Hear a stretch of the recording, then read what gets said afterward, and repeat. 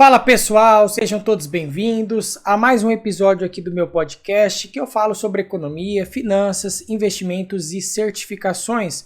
Hoje eu recebi aqui uma dúvida, é uma dúvida bem, na verdade assim, elaborada, então vou acabar respondendo apenas uma pergunta hoje, mas se você quiser participar aqui também, quiser enviar aí sua dúvida, basta você enviar para esse WhatsApp que eu vou deixar aí na tela, é o 65 999 20 7608.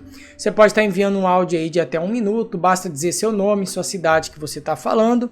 Então faça sua pergunta, que eu vou estar sempre postando aqui no meu canal, trazendo aí novidades para vocês. Para quem não me conhece, meu nome é William Capriata, eu sou professor aí de certificações financeiras e vamos começar então aqui com a primeira pergunta. Fala William, boa noite cara, tranquilo? Sou o Rafael, sou da cidade de Contagem, Minas Gerais.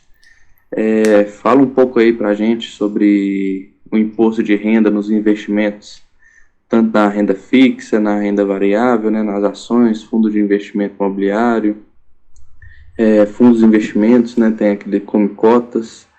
Eu fico embolando um com o outro, aí até quanto que é isento nas ações, nos fundos imobiliários.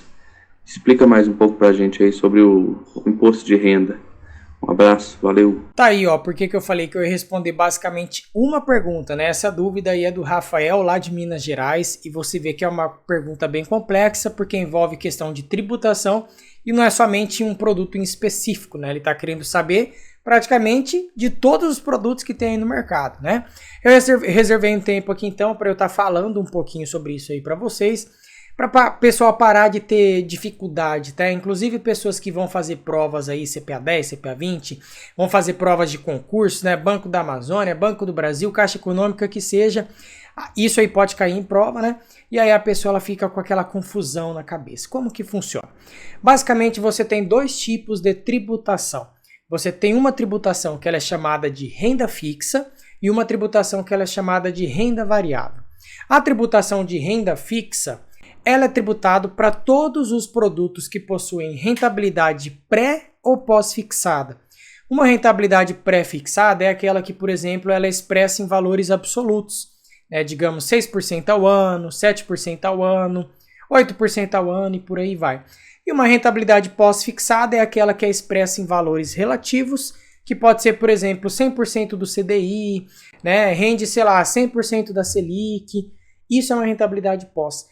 Tudo que envolver rentabilidade pré ou pós-fixada, ela vai seguir essa tabelinha aqui do imposto de renda. Se você ficar de 0 a 180 dias nesse produto, né? Então apliquei hoje, resgatei daqui 90 dias, eu vou estar nessa primeira faixa, de 0 a 180 dias, eu pago 22,5% de imposto de renda.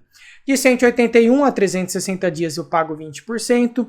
De 361 a 720 dias eu pago 17,5%. E acima de 720 dias eu vou pagar 15%, que é a alíquota mínima do imposto de renda. Então vai depender do prazo que você deixa o seu recurso aplicado ali. E aí talvez você pode questionar assim também, né? Mas William, beleza, só que existem produtos que têm isenção de imposto de renda para pessoa física. Beleza, poupança tem isenção de imposto de renda, LCI tem isenção de imposto de renda, LCA tem isenção de imposto de renda para pessoa física. Então assim, você tem que também, na hora que você for pesquisar, obviamente, né, qual produto vai investir, saber. Falar, ó, é renda fixa? Beleza, eu sei que segue aquela tabela, porém tem um ou outro aí que é isento para pessoa física. Exemplos esses que eu falei, né, LCI, LCA, poupança e por aí vai. Beleza, e aí a outra tributação ela é a tributação de renda variável, que seria a tributação, por exemplo, das ações, mercado futuro, opções. São mercados que você, como o nome fala, ó, a renda sua varia, não tem como você ter uma previsibilidade. Numa rentabilidade pré ou pós-fixada, você consegue ter uma certa previsibilidade de quanto que você vai ganhar. Na renda variável, não. E a renda variável ela é tributada de que forma? 15% de imposto de renda, se você fizer uma operação que ela é considerada operação normal. E como que é essa questão dessa operação normal? É uma operação em que você compra o seu ativo hoje e você vende ele em dias posteriores. Vende amanhã, vende depois de amanhã, vende daqui um mês, daqui um ano, que seja. Isso é 15%. Agora, se você comprar e vender no mesmo dia, você vai pagar 20%, porque daí configura um trade diário, que seria o famoso day trade. ok? Então a tributação ela é um pouquinho maior para quem faz esse tipo de operação, né? Comprar e vender no mesmo dia. Beleza, então basicamente você tem essas separações e aí começam a surgir os outros produtos de investimentos que às vezes têm umas características específicas deles, né? Aí vamos pensar o seguinte, né? Já para responder aquela questão da faixa de isenção das ações. Uma ação, ela tem isenção de imposto de renda desde que você faça uma venda, uma alienação abaixo de 20 mil reais no mês, tá? Não significa lucro de 20 mil. Por exemplo, eu comprei uma ação aqui, gastei 5 mil reais para comprar essa ação. E eu cheguei lá no final do mês, eu vendi 15 mil reais, quer dizer que eu tive um lucro de 10 mil. Como eu fiquei abaixo de 20 mil na minha venda mensal, eu, pessoa física, estou isento, não preciso pagar imposto de renda. Agora, se eu tivesse comprado 5 mil reais e tivesse vendido 21, eu ia ter tido um lucro de 16 mil, fiz uma venda acima de 20 mil no mês, não estou mais na faixa de isenção, então eu tenho que pagar imposto de renda, eu vou pagar 15% em cima do quê? Em cima da renda, que é os 16 mil que eu tive. E quem que tem que pagar é o próprio investidor, ele é o responsável por recolher o imposto de renda até o último dia útil do mês seguinte ao da operação. Beleza? Ok. Então, ações é essa questão aí da isenção. E aí, quando fala de fundos de investimentos, fala, fundo de investimento tem come cotas, como que funciona essa tributação?